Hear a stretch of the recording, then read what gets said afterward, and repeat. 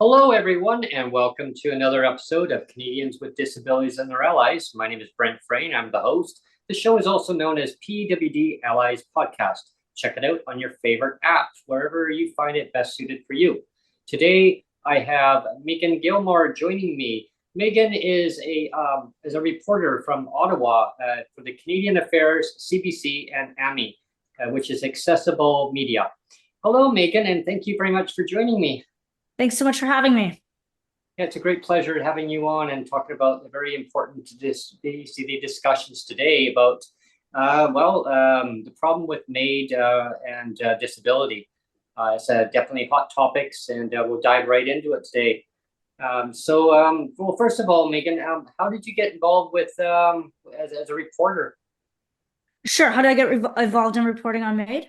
Yeah. And just for those, just to be super clear, we are talking about medical assistance in dying, or what Canadian law refers to as medical assistance in dying. So back in 2016, I started contributing to several programs on Accessible Media Inc.'s audio channel at the time. And then in 2019, I started doing some more work for their flagship morning show. And in 2019, as like listeners or viewers may remember, that's when the Accessible Canada Act passed, and AMI had been covering that act, the whole process of developing that. So they decided as 2020 started that they wanted to create a role where I would come on and report on accessibility related news. And the idea of this way back then was actually to monitor the implementation of the Accessible Canada Act. So one of the first things I did was I read the mandate letter for Carla Qualtrough, who was then the Minister of Employment, Workforce Development, and Disability Inclusion. And in it, there was a note that one of the tasks that the Prime Minister wanted her to do was to be involved in the drafting of legislation that would comply with the 2019 Truchon decision out of Quebec that found the naturally reasonably foreseeability criteria in the criminal code sections about MAiD to be unconstitutional. So yeah, I just saw that in Carla Qualtrough's mandate letter and mentioned it to my producer as, this is something that we need to be focusing on. And then at the end of February 2020 is when the federal government first introduced legislation to expand MAiD beyond naturally reasonably foreseeable death.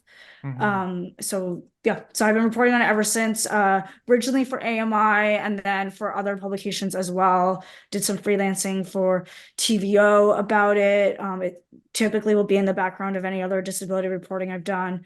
And then in my current position, I'm a reporter at Canadian Affairs, which is an online news outlet. I do a lot of writing about MAiD, and this past year particularly MAiD for mental illness. And you've been on with now with Dave Brown a couple of times, or a few times at least. Yeah, so I have a regular spot with them every other week. I'm on. Yep. And we should say that our mutual friend Kent is in chat right now, and I wanted to mention we were talking off air that we both know that Kent was on an advisory panel for MAiD. Like he was like part of the ethics, like a ethics panel for MAiD.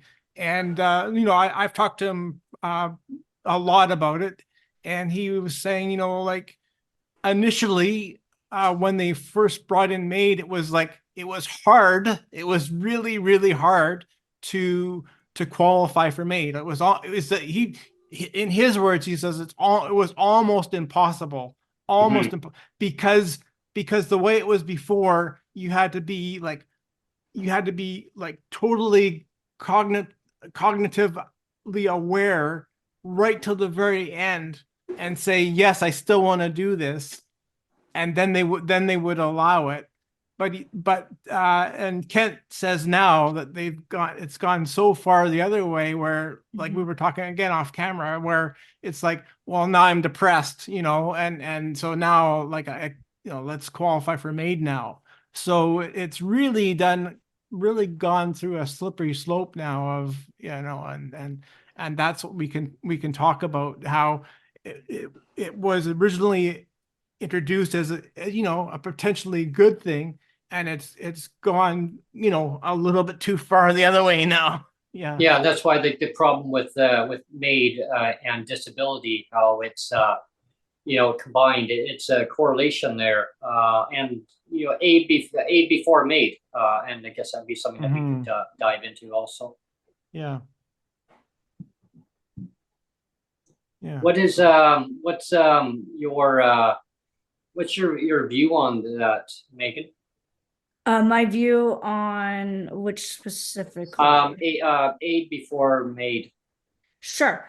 And so just for clarity, what we were saying is that before, particularly disabled individuals or individuals with disabilities are found to be eligible for MAiD, that we should be providing them with the supports needed to live an independent life. I would say what people are calling for in the aid part of it and the increased social supports, whether that's financial supports or access to employment, access to accessible housing, what have you, those are not new requests or demands. Like that's nothing new. People have been saying that for decades. Yeah. It's just now there's this added element that the way the Canadian law is worded, and the way some people conceptualize of MAiD and what the different criteria mean is that yes, it is possible for a disabled adult in Canadian, an adult disabled Canadian to die to have a medically assisted death, and before they're given any access to support that could help them. There's just a little nuance that I kind of like to throw in whenever I can, is we do, since 2021, we have talked about track 1 and track 2 MAiD. Track 1 for those whose deaths are considered naturally reasonably foreseeable, and track 2 for those who meet all other eligibility criteria but whose deaths are not naturally reasonably foreseeable. The phrase reasonably foreseeable is not defined in Canadian law, and the criminal code says specifically that there does not need to be a medical prognosis of how long somebody has to live. So that phrase is interpreted wide, like there's a wide range of interpretations depending on who the assessors are. So I know it can be easier to talk about MAiD in end of life circumstances and then a non-end of life circumstances, but it is quite possible that given the way the law is written, that even under track 1, someone is not necessarily at the end of life as you may typically conceive of end of life being. Yeah. Well, and again, what we were talking about off the show as we were preparing, there's no, I've lost my train of thought again. There's the geez. Well, there's the two things, is one of which is the doctor's oath thing of do no harm, right? And I mean, the MAiD question seems to fly in the face of it a little bit, right? So that's point number 1. And point number 2, as somebody, as a man of faith like I am, I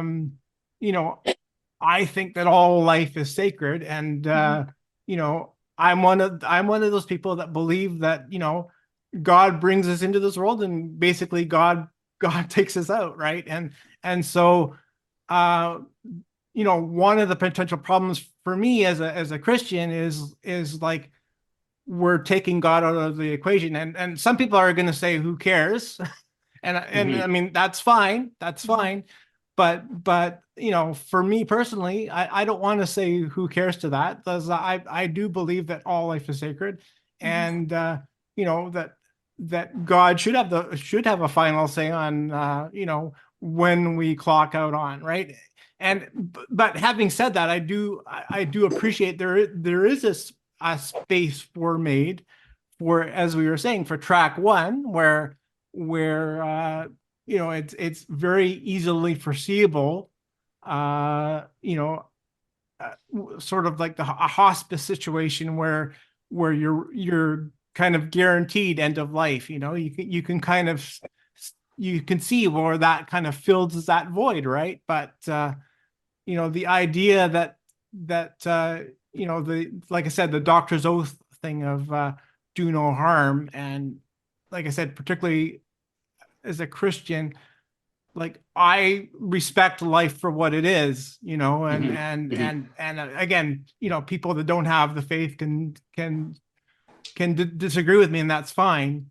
But that's where I have a problem with it as well. Yeah. Neil, there was a comment earlier that we were talking off screen about extreme poverty, and that was definitely something. But yeah, seems like the political parties, I don't know why, it doesn't matter which ones, involved in it, is imperative. Like maybe we'll dive right into it with Meagan on that.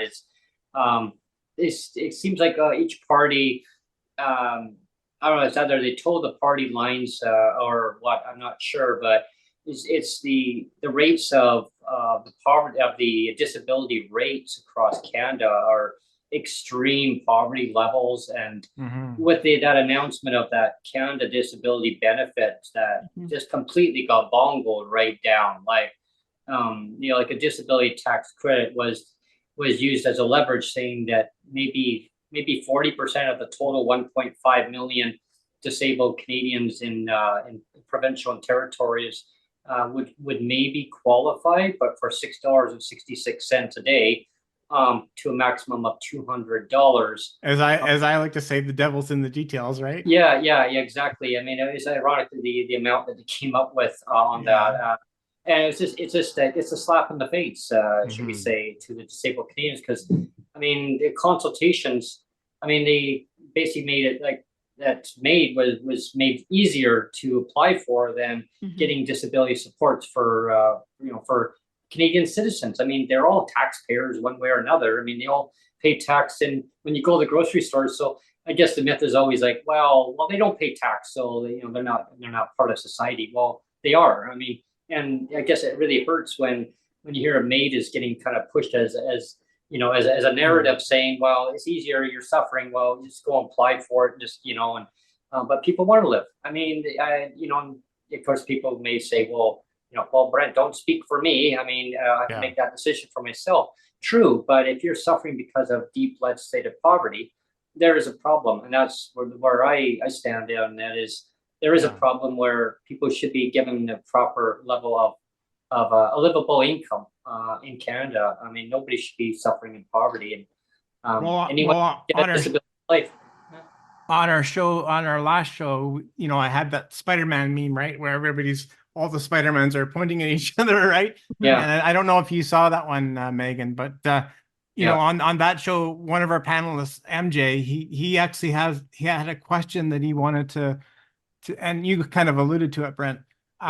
This idea that it appears that kind of all levels of government really don't want to help us, or that there's this this kind of natural disdain for the disabled community, and I just want to get your opinion on that, as if you see that, or what your opinion about that is this kind of that it doesn't really matter. This is what MJ's main point was. That he says it doesn't really matter the party. Like he says, all parties just have this kind of seems like a natural dislike for people that are disabled, because the rates are just suppressed, and it just like this kind of ableism just kind of keeps bubbling up to the surface, and I just wanted to get your opinion on all that. Sure, on the government parties. So also, for those of you who've been keeping track with the timelines at home, February 2020 is when the federal government first introduced legislation to expand what Canadian law calls medical assistance in dying to those whose natural deaths are not reasonably foreseeable. September 2020 is when they first announced their intentions to create the Canada Disability Benefit. So I know some people get irritated by how those two topics always get intertwined. And sometimes in my reporting, I do try to kind of untangle it a bit, because there are disabled people in this country who are gainfully employed, like are not living in poverty and are still, because of other social factors, forced to consider MAiD. So removing poverty is not going to solve all the problems. It might help alleviate some, but it will not solve all of them. But people, I know there's just this frustration. Why do all these topics, why do they keep being brought up together? I would humbly submit one of the reasons why they are often intertwined is because the federal government intertwined them.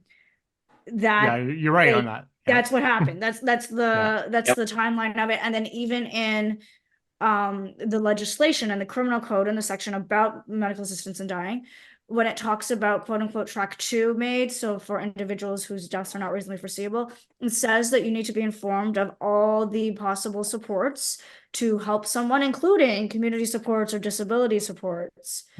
And so I think wanting to assume the best of certain individuals, I think maybe the intent behind that clause was, oh, hopefully this will spur a conversation about why these available supports are not enough to help somebody. I don't know if it did that. And then there's the complexities of many of those supports that people need, like home care supports, so home care attendant supports, or financial assistance are provincial or territorial jurisdiction, not federal jurisdiction. So then it gets even more complicated. But I would just humbly submit that one of the reasons why these two topics get intertwined is because the government intertwined them. So they kind of built this situation for themselves. As a journalist, I really don't want to assume a lot of intent for people. I can report on what they've done or not done. I don't want to report on their intent. So I do not feel comfortable saying that every elected politician in this country has an inner hatred towards disabled people. I don't think we can say that. I think we can say that. I'm always careful not to use the word. I mean, I mean that was kind of brought up on the last podcast too. And I want to stay away from hatred and inflammatory language. But I do think, like we were talking about on the last podcast. I mean, I think it's unavoidable that you can say that the whole bait and switch, as I like to say, like we were under the impression for a good 4 years that the CDB was going to be poverty level support. I mean, everybody was talking about it, like across the whole board. Across the whole board, everybody was talking about poverty level support, and it's like, okay, we're going to get poverty level support, and then you get this $200, and it feels like a gut punch. It feels like a disrespect. So, go ahead. So I completely agree, and I understand that feeling. Let me finish my thought, though, about what I was saying about how I don't want to assume that they all personally have some inner hatred towards people with disabilities. I don't know if I can say that. I think what we can say is the policy decisions, like you were just speaking about, are woefully inadequate, and in this case, do not reflect at all the advice that they were given. So I was in the budget lockup last month. I got my 400-page budget at 9 a.m. The first thing I did, we went through the table of contents to see if the Canada Disability benefit would be in there. I thought it wouldn't be. If I was going to put money on it, I was going to be like, yeah, they're not going to mention it. But they did. And then I looked at it, and I could show you the page I had in front of me. I was like underlining all the details, and I felt like I was just going through a checklist of here's everything people said. This is how you should design the benefit. And I felt like the government looked at that and said, okay, and then promptly decided to do the opposite of everything that they were told by numerous sources to do. So I think what you can say clearly is that they ignored the advice and recommendations of many people. I do think. Can I sing now just before you finish your thought? One of these things is not like the other. One of these things is not the same, right? That's what it was kind of like, where we had all this like input, they did the 360. All this input from all these advocates for years. You had 4 years of all this advocacy input, and they're like, "Oh well, we don't need to listen to the advocates. We'll just we'll just go over here and do our own thing, right?"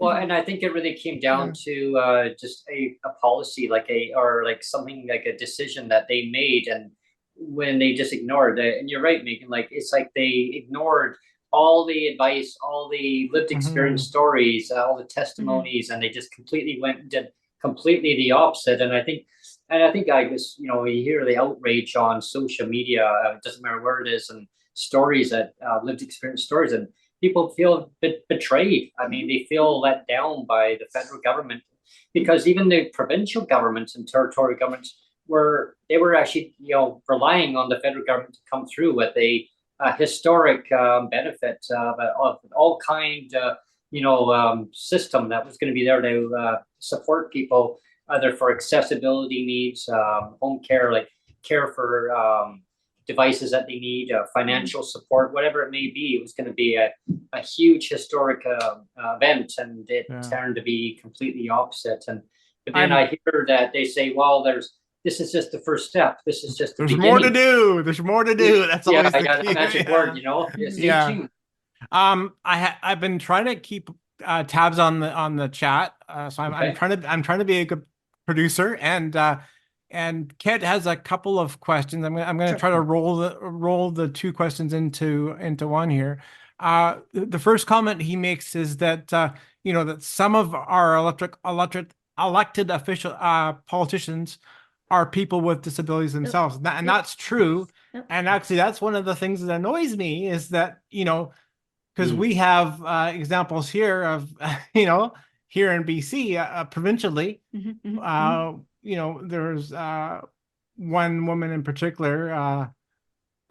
Sometimes I don't even want to say her name, but I'll say her name this time. Michelle Stillwell.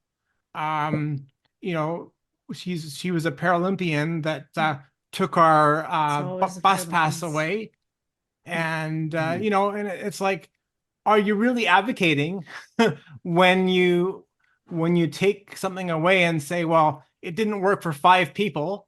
It didn't work for 5 people. The 5 people that I consulted, it didn't work for. So I'm just going to dismantle this whole thing and take it away for everybody.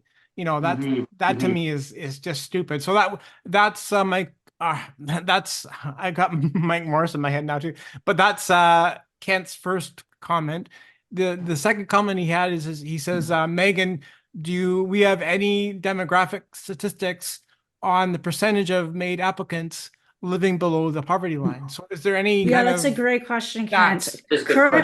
Currently, we do not. There were new reporting regulations, so like rules about information that needs to be reported about individuals who have a medically assisted death, that 2023, I believe, is the first year that those were taken into effect. So we might get more detail in this October when Health Canada is scheduled to release its report on medical assistance in dying in 2023. I don't know offhand how much those reporting regulations ask about poverty. I do know that they're supposed to ask about disability, but I have seen, so in my work, I've read several different written MAiD application forms from different provinces and territories. And I do know that on some of them, the updated forms, there's a section where somebody can write about if they have a disability or not, but there is also in some of them a clause that says, if you don't want to write about this, you don't have to. Okay. So you give the person the option to opt out, which personally I disagree with giving that option in this case when it's federally regulated that you need to be disclosing this data. But yeah, so all this to say it's still unclear. And then I would also just reiterate my previous point that there are people with disabilities who are not living in poverty who are still considering medical assistance in dying. So you need to keep a full picture in mind and not just be focusing on the poverty aspect of it, as important as it is. But the track 2 is where it does get muddy, right? Because if it was just track 1, then track 1 by default basically rules out the whole poverty discussion, really, right? So it's only in the track 2 situation where you're muddying the waters with the poverty discussion.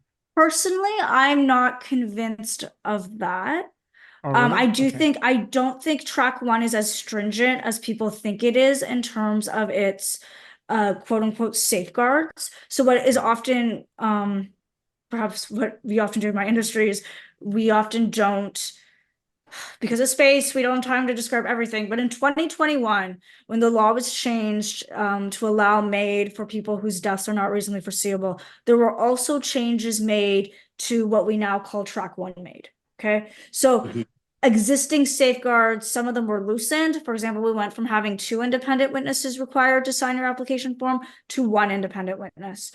We took away the 10-day reflection period. So it used to be that there had to be 10 clear days between somebody's assessment and when somebody actually had their medically assisted death. That is no longer required in a Track 1 situation. Oh, wow. Okay. So I'm not convinced that Track 1 is as stringent as people may think it is. And even before Bill C-7 was passed in 2021, we did have reports of individuals with disabilities who were not dying, getting medically assisted deaths. So I think that the way the legislation is worded itself and the different policies that have been put in place to support it, I think leave room for questioning how stringent.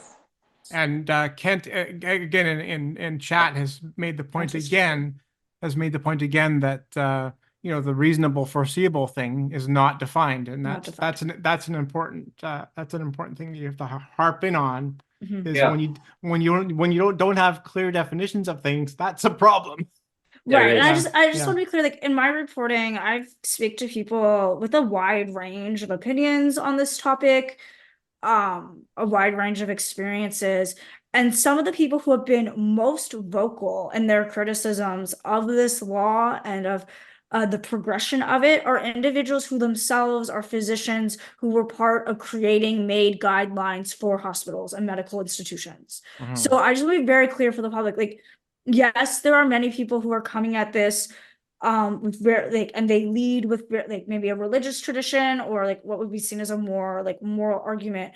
There are people who are strongly opposed to the direction in Canada and have concerns with the legislation who themselves may personally agree with MAiD.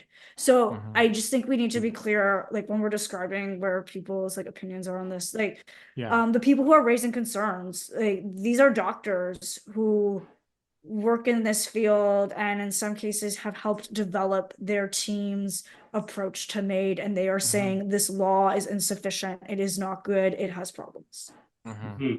Yeah, that's important. Exactly. You know, I mean, so there's that divide of being very careful, not going down a certain slippery slope on a certain topic when regarding if it's you know, regarding for poverty, or if it's because they're the person is just medically they just want to just tune right out and you know, end their life because of misery of maybe their medical condition. There's so many aspects, there's so many variations, and I think it's just on how legislation is written, really. And like you mentioned, Meagan, it's on doctors that if they're concerned, if they're concerned, then there's a big problem on how things are written and how it's dictated on the procedures and stuff. And you know, Meagan, that we did try to get Neil Belanger on from BC ANS. We tried very hard. We tried very hard to get him on. And the reason why I'm not on Twitter anymore because I just stay away from that toxicity of Twitter. But when I was on Twitter, I really, really honestly respected a lot of what Neil had to say about MAiD, because he was very good at staying in his lane and just stating you know, the problem of MAiD, for like staying to the facts, right? And not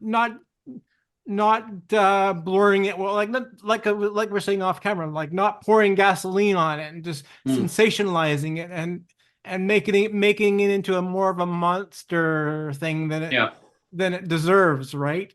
And I really appreciate his, like, he just kind of sticks to like, this is the problem of it, and let's deal with the problem of it without making it clickbait, you know. And like I was saying on the last podcast, I don't like clickbait for clickbait, for Right. just reasons of Absolutely. clickbait, like you want to stick to the facts and truth of things. And I think that Neil Boulanger is one person that really sticks to the truth and facts about things. And I appreciate that a lot.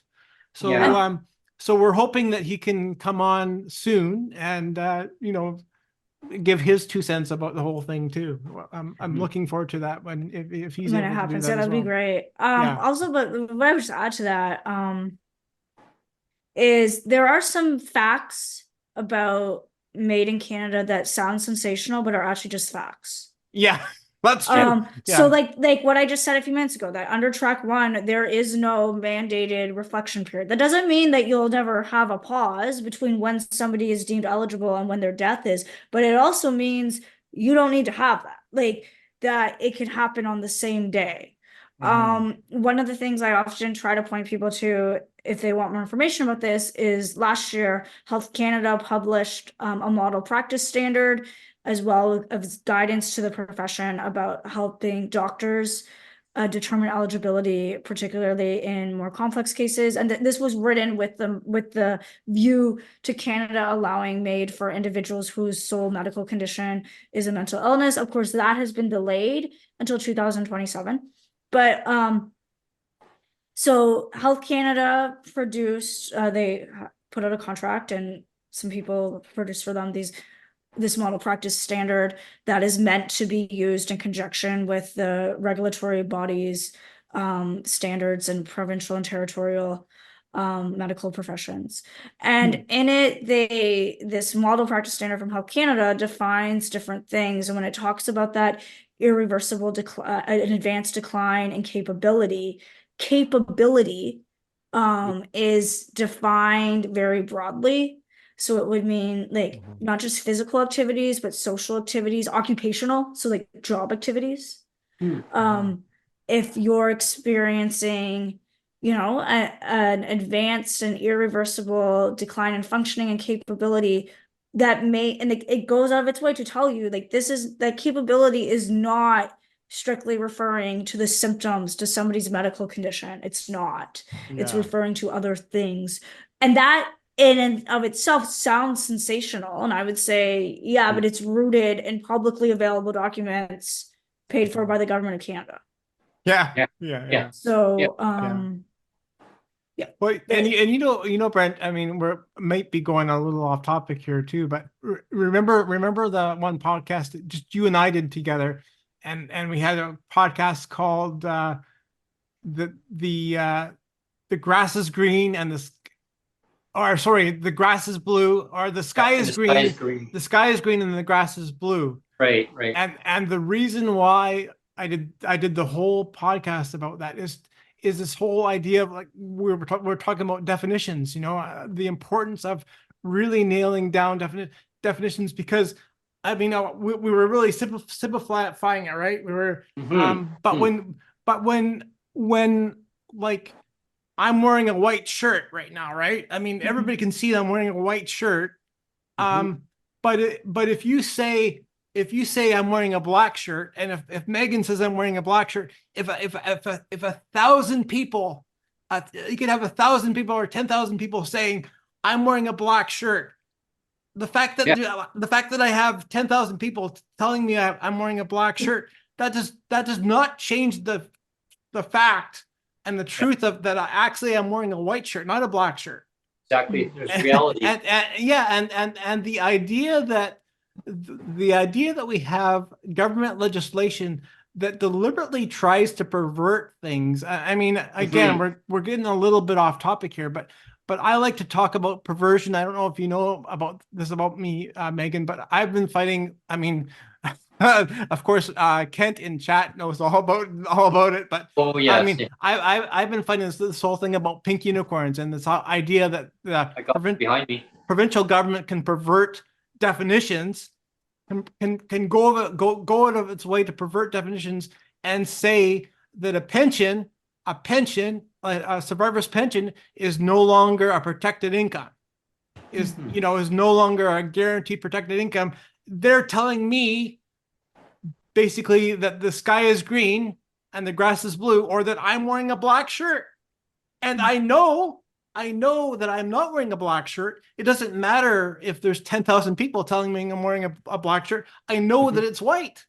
And that's a big problem that I have with a lot of government policy. They're trying to convince you of something that's not true, and it bugs me, right?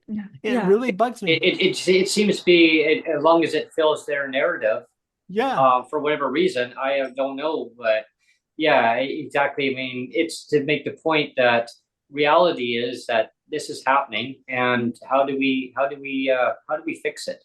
How do we fix and rectify and look at what the inequalities are? What is it that needs to be brought to government's attention of saying, like, reality versus fiction? I mean, that's, people's lives, I mean, are at stake here in so many ways. Yeah. And going back to just what you were mentioning there about like, how do we change this? And earlier we talked about the Hippocratic Oath, like do no harm. To be fair, I do want to say that individuals I've spoken to who are doctors, who are MAiD practitioners, they would administer the drugs that cause someone to die. For many of them, they do not see themselves as doing harm.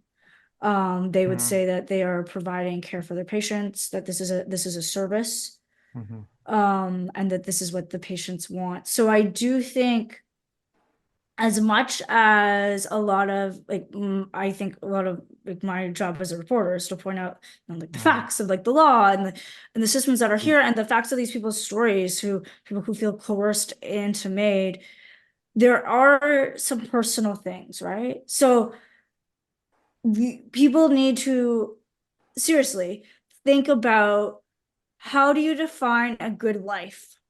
Because we spend a lot of time in discussions about MAiD, which in other places is called physician-assisted suicide or euthanasia. We spend a lot of time talking about a good death. That's kind of what the definition of euthanasia is said to be. And I would argue, to define a good death, you need to consider what is a good life. And there seems to be this belief by many people that a good life cannot include any form of suffering that I cannot control, or that cannot be alleviated in a way that I deem appropriate. And personally, I would just challenge that idea that suffering cannot be part of a good life.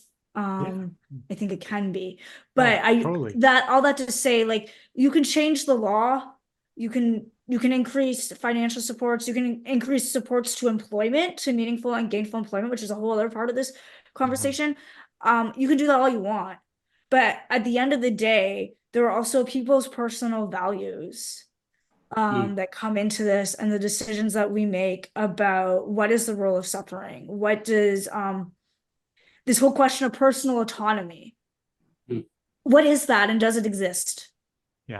And like, is it wise to make that your deciding factor for life?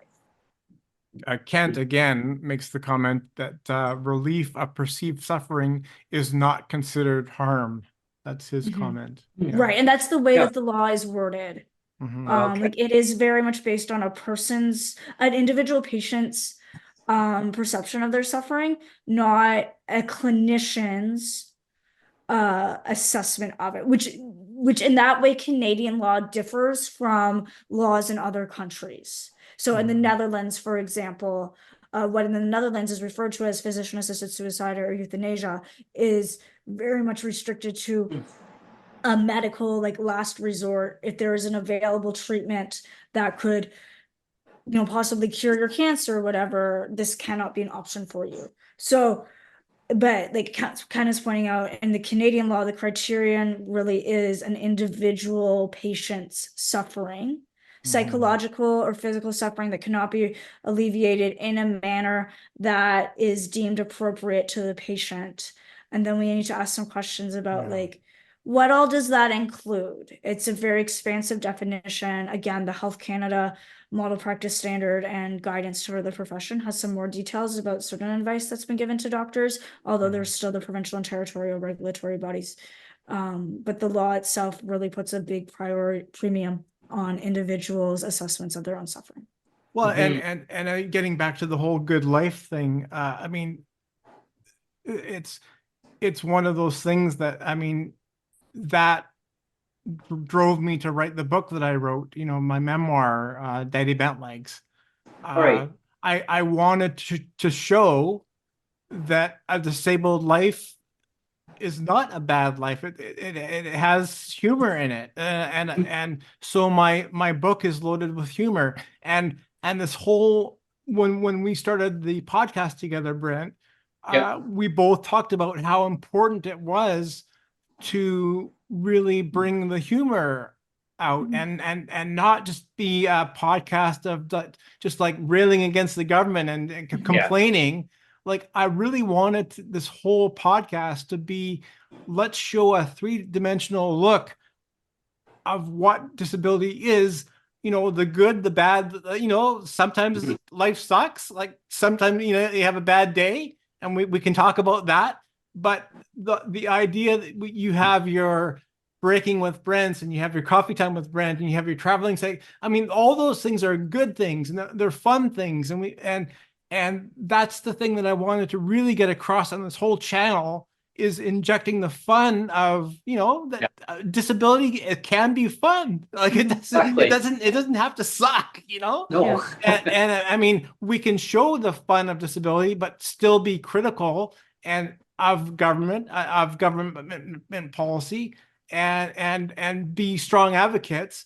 We can still be strong advocates, and call a spade a spade. But I think it's really important to still have that, to still show the importance of that love of life that everybody deserves.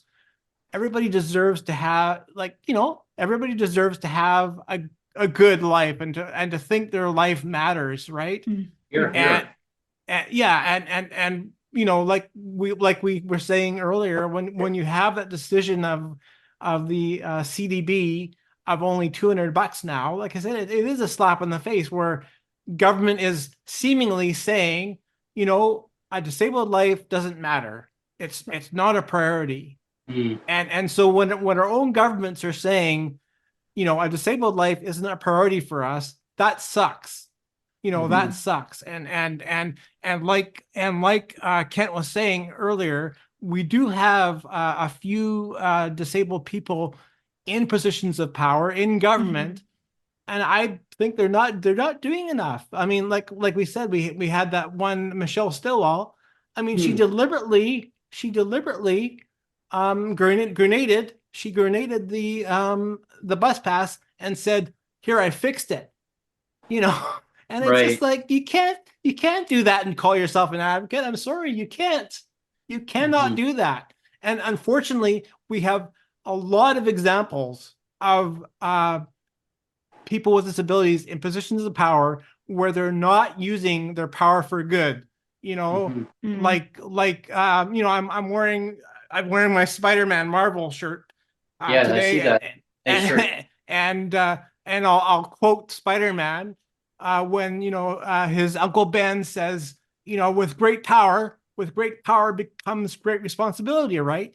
And I Yep. wish the governments would, like, whether they're provincial or federal, would really take it to heart and realize, you know what, you're in a position of power. You have the responsibility to either decide, am I going to do a good thing, or am I going to do a bad thing? I mean, Mhm. that is a choice, right? And so you have to have that in the back of your mind. Like, with great power comes great responsibility. So are you going to be the one that says, you know what, I don't care? Or are Mhm. you gonna really push and say, a disabled life matters, and we're going to prove that disabled life matters by having good policy. Yeah, I mean, it all comes down to choices. And there was an interview that was done. I saw it on the news hours, and there was a reporter, Vasi. I can't pronounce her last name. Vasi Kapelos. Yes, Yeah. that's. That was a I'm not that sure if was a you saw great her. interview. Great interview, by Yeah, the way. yeah, really good interview. I'm not sure if Yeah. you saw her interview, Meagan, but really good interview with the minister who's in charge of disability for Mm. the new program. And The yeah, federal program. Yeah, for the federal program. Yeah, Some yeah. real hardball questions, but again, it was a kind of like a no answer. It was like that's how I perceived it as, well, there's more to do. This is just the beginning, more to do. Right. It was. I hear you, and it was kind of like magic words, and Mhm. yeah, that's Mhm. kind of, it was. It's unfortunate because I know she took over for the other minister that was in charge of it, and there was supposed to be consultations with other provinces and territories for the last 2 years, and now it's like, sounds like, well, this is just the beginning. We're going to be consulting, make sure there's no clawbacks, and meanwhile, that it looks like there could be clawbacks. So it's all the unknowns right now, and so I think that's why the disability community across Canada and the advocacy groups are very disappointed. And like Neil said, it's almost like a slap, right? Saying, well, yeah, we need to do better, but there's more to do. Yeah, Mhm. yeah, Yeah. yeah. We're getting close to the top of the hour. I didn't know if you wanted to Yeah. start closing comments now, but it's been a great This has show. been fabulous. Yeah. I really enjoyed having you on, Meagan. Definitely, and definitely. I mean, with all your reporting, and so I'm sure over time you've come across so many neat stories of people with lived experience, and what they have to tell you, and really like the input. Yeah, I mean, like what do you see going forward on a lot of things in your reporting on things, like maybe you can tell us a little bit more. Sure. Yeah. So at Canadian Affairs, and just to be super clear, like anything and everything I've said on this podcast is my personal opinion, not the views of my employer or colleagues. But yeah, we're hoping to be continuing some more reporting on MAiD. Should have a piece coming out shortly. So as we speak, it is May 13th. We should have a piece up on the site or later this week that's related to Track 2 MAiD specifically. So we'll be covering that. And yeah, I'm like, I've been telling people, like, I've covered that Canada Disability Benefit since September 2020. I'm not giving up on it now. In terms of reporting, I'd like to see where this story takes us. Yeah. Particularly given that we will be in an election year next year. So Yes. and this is just my reminder that all political parties voted in favor of Bill C-22, which was the legislation to create the framework for the Canada Disability Benefit. So regardless of who you vote for, if you choose to vote, if they are a member of a party that is in the House of Commons, their party supported this legislation.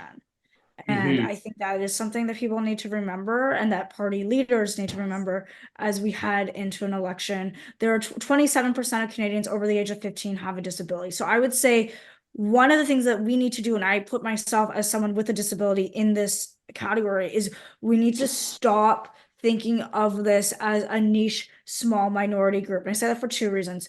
The government, like, we'll think about it as like, oh, a small group to say like, oh, this policy isn't going to impact a lot of people. 27% of your population has a disability. All those people have family or friends or co-workers or bosses or teachers or just like neighbors. No one is an island. But then I also think it can be really, really easy and tempting, and I understand this, as somebody who lives with a disability, to think I am the only one and nobody understands me, and I have to fight for everything. Because in some cases, yeah, that's true, you have had to, and in some situations you were the only person, and you are the only you. Everybody is the only one of themselves. But I think that mentality can harm us in the public square. So when discussing, first of all, I would argue any political policy is disability policy, because people with disabilities are going to access your political policy and the decisions that you make. So like, if you're listening to this and you're disabled, or you're like watching it or reading or whatever, and you're like, you know what, I really don't feel like I want to write or advocate about social benefit structures, because that's really complicated and I don't really know how you're supposed to make a financial benefit like the Canada Disability Benefit. I agree, I don't really know how you're supposed to do that either, but you can still advocate for other things. Like, don't feel like you need to be like kept inside this box what we consider quote unquote disability issues. Yeah, it doesn't have to be it Yeah. doesn't have to be a big ticket item, right? It can be Yeah. the smaller stuff. Yeah. Yeah, Oh, absolutely. like everything fits together and everything Mhm, plays a part. Yeah. But 'Cause there was, yeah, go ahead. Sorry. One I of the was- things. Oh, sorry. Go ahead. no, finish what you're saying. One of the things that I kind of find that's kind of funny in a non-funny way is this idea that, they said that the CDB was going to be in the spirit of the CRPD, right? Yep. The Convention on the Rights of Convention Persons with on, Disabilities. yeah.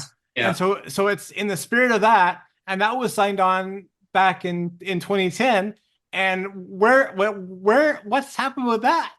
Yeah, Right? 14 years I mean, later. I mean, 14 years later, and it's just sitting there like a stalled car, rusting out in some old garage somewhere. And it's just like, you know what?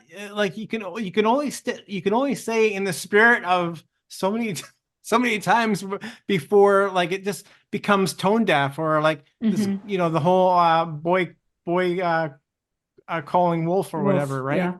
Yeah. And Well, one thing that yeah. I've always mentioned right from day one, is anyone, it doesn't matter who it is in life. I mean, will develop a disability one way or another. Either it's going to be invisible disability, physical disabilities, or both, or many other disabilities. As we get older, we do unfortunately we do get more disabilities, and so as the population ages, that number. I'm glad you mentioned that, Meagan, because that number will grow. That number keeps growing higher and higher, and society just has to recognize that yes, like people do get disabilities. They're going to be taken care of financially, or they're not living in poverty. Some are living in poverty, but we all get disabilities, and I guess individuals who are on government support systems across the provinces, it just needs to be that Canada disability benefit needs to be recognized as as a historic one. It's either, some people would say, well, it's up to provinces to take care of their own citizens. True, it is. But with the federal government saying, well, hey, we're going to take the lead and we're going to show an example. And I think that's where the disconnect, where the provinces thought, well, it's like almost like egg in the face. And I'm not pointing fingers at any provinces politically or whatever, because that's not what it's about. It's all about like legislation, policies, and it's just, I think it's all, they all have to work together. Like, let's get this done. It's either provincial deals with it or federal deals with it. And I think the opportunity is there. And yes, like there's an election coming next year, and I think that there is definitely time to get this right. But what I would like to see in the meantime, and I'm not sure if you actually saw this, but you probably have. I mean, it was floating around everywhere for a while. It was trending actually on Twitter, on social media. Derb is the word. And I mean, maybe there's a different word going forward that a narrative can get pushed to get people some intern help in the meantime while this all gets sorted out and get it done right. Yeah. So, I mean, I don't know. I mean, I don't want to put you on the hot spot, but I mean, what would be your opinion? I mean, maybe not stating like what has to be done, but what would you like to see? Like, I mean, like an intern.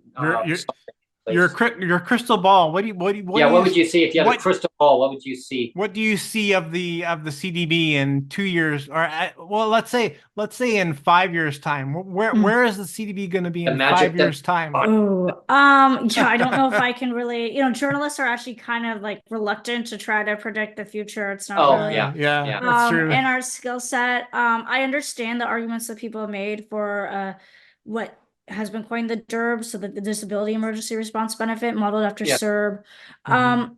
There are also some critiques of that argument that I think are worth paying attention to, in the sense of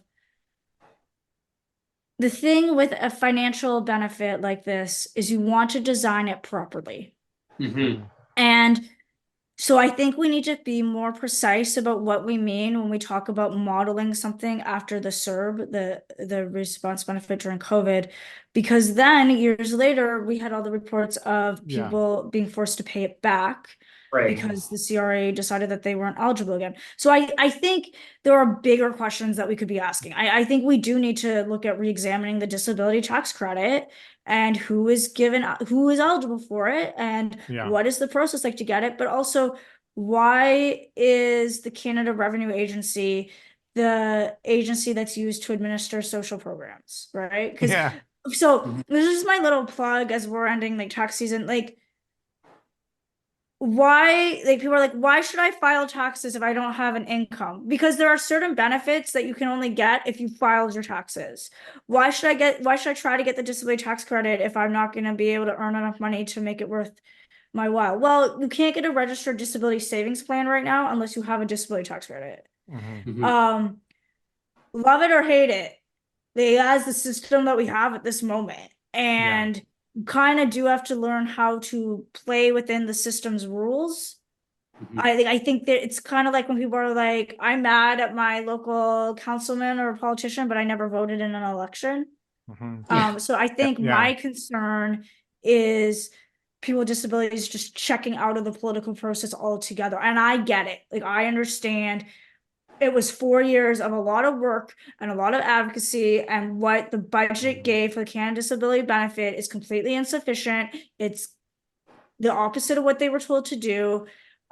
It's insulting to a lot of people, and you compare that process with the SERB process that people got quickly, and they got immediately. And I think that's really what people are saying when they say that they want a DERB, is that they want something that is more than $200 a month, shocker, and that is easily accessible and easily applied for. That's really what people want. So I think if we could maybe reframe the conversation to be about, this is what we would like a benefit to look like, instead of calling it the DERB or whatever. That might be more helpful for people to understand what exactly people are calling for. That's a good way of there's two questions two comments that I wanted to get into just before we finish up.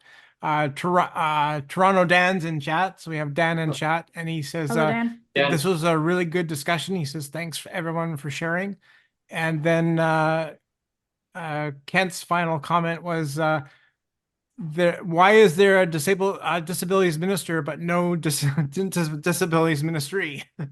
And that and that is so true. You know, that's and and again, that kind of goes back to the, you know, of making choices, like the government makes choices to put gaps there in purpose, like it's almost like it makes it easier for them to make bad choices if they kind of rig the system to begin with, right? Well, and that's why I agree that individuals just need to get out there and vote. I mean, and I know it's hard, right? Because you're probably looking at it from a disability point of view, and saying, well, no party cares. I mean, it's really the policies, it's the legislation that's written. It's you just get out there and vote, because if you don't, and then you say, well, and if something happens, say, well, now you say, well, who'd you vote for? It's the pink unicorn behind your head, Brent. It's all the pink unicorns. Oh yes, this one, and many more. But I mean, it's hard, right? It's really difficult of saying, well, who to vote for. And I'm not going to be the guy to say, well, vote for this one or vote for that one. It really matters. It comes down to legislation and changing it and making it better for everybody, for whatever the situation may be, and just working with the tools and finding out what's going to work, what's not going to work, and getting it right. Because $200 maximum, maybe. But I still think that DTC, it should not be a card to say if a person gets it or not. I think it should be streamlined across. Because I guess what I've always said before in other previous podcasts too, Meagan, is like a person's disability doesn't go away. And they should automatically get whatever program is actually set out there automatically to them, not as a pre-qualifier of saying, well, you need a DTC in order to qualify. Well, doctors have already determined what the disability is, right? I mean, that's what I mean. That's why that's why we qualify for provincial disability, is because Yeah. a doctor has already assessed everyone and said, under medical opinion, that a doctor has said, you know what, you're disabled. Medically assessed and designated. You've been medically assessed and designated as disabled, and that should be enough.